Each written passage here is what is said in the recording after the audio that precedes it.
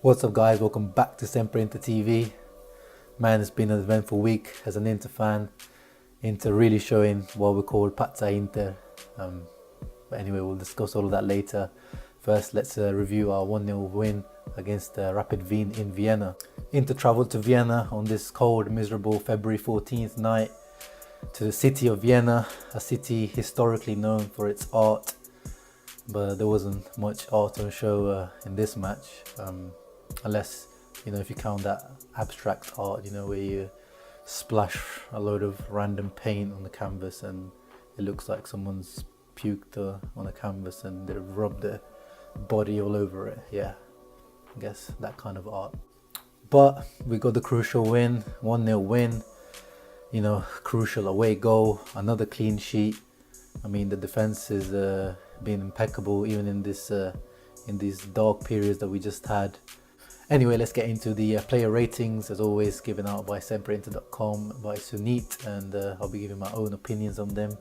Of course, starting off in goal with Samir Handanovic, the new official Inter captain.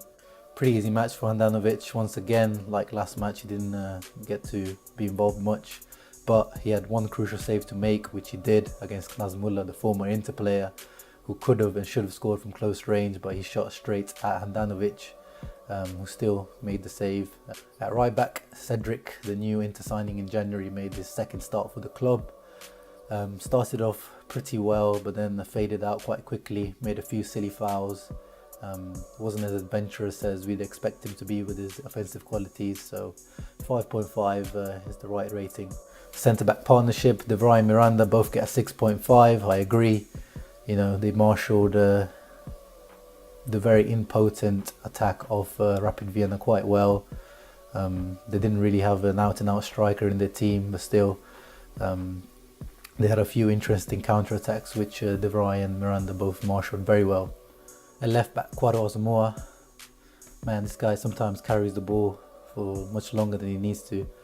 That's how he made this mistake against PSV, but defensively he was really solid today, and I give him a 6. In midfield, Matías Vecino didn't run like a headless chicken today. Sunit gave him a 6.5, which I thought was generous.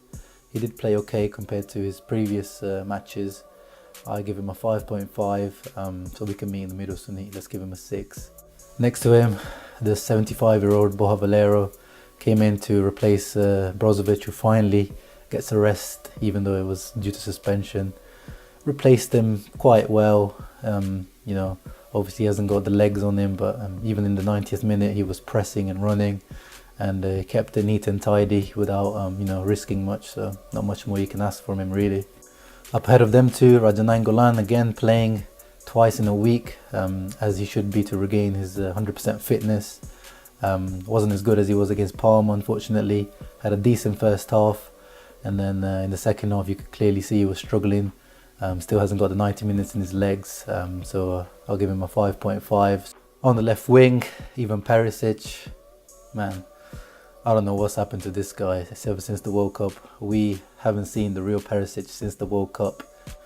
Today he put in another disaster class, but I gave him an extra 0.5 just because of that run he made in the second half where he went past two people and then put in a great ball for Radja Nainggolan, who could have done better. But that was literally the only moment of quality of this whole match where Inter showed their superiority. It looks like he plays with bootcut jeans and clown shoes. I bet you he drives a Volvo. And I know Volvo will sponsor Inter, so a lot of the players drive Volvo, but I bet Perisic picked a Volvo like out of choice.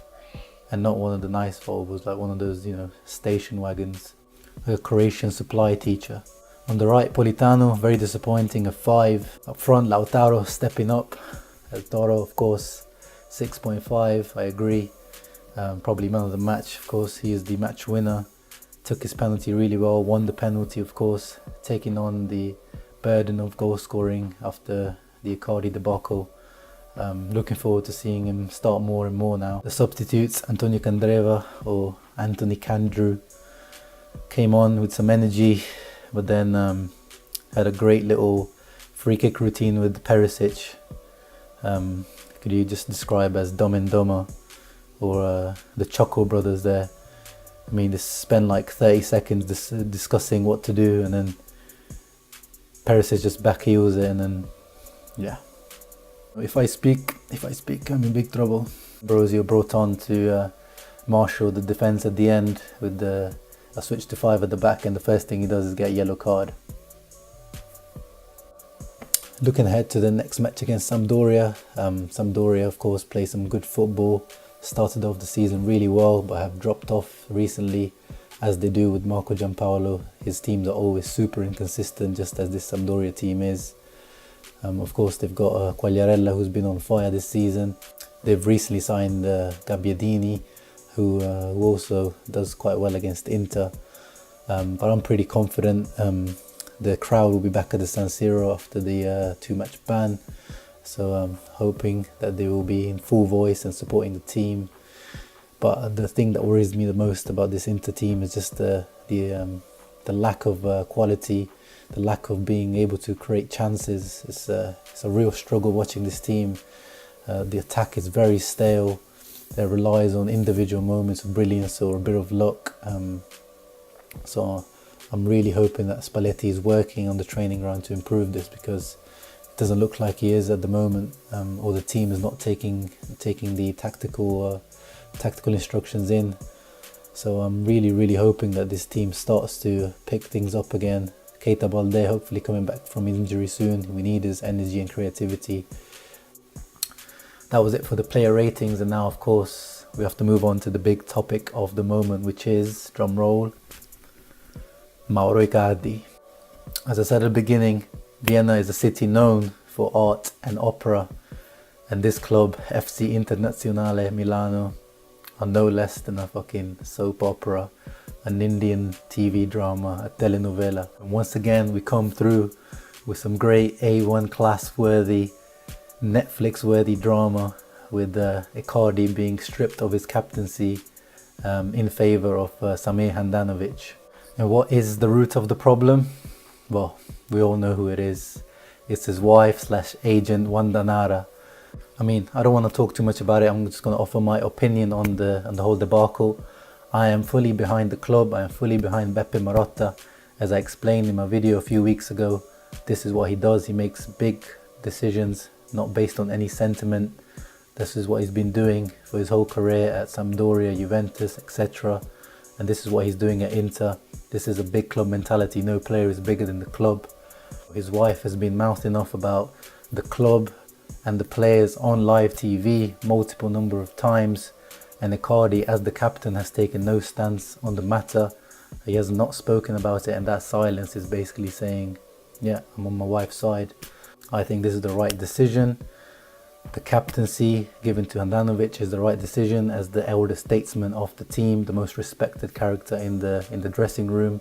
A lot of people called for Skriniar to be given the captaincy. You know, he is a shout. He probably would be the vice captain, I think, but he's only been at the club for a year and a half. So Handanovic fully deserves this, and I hope to see this resolved as soon as possible, whether Icardi leaves or stays. Yes, he does score most of our goals.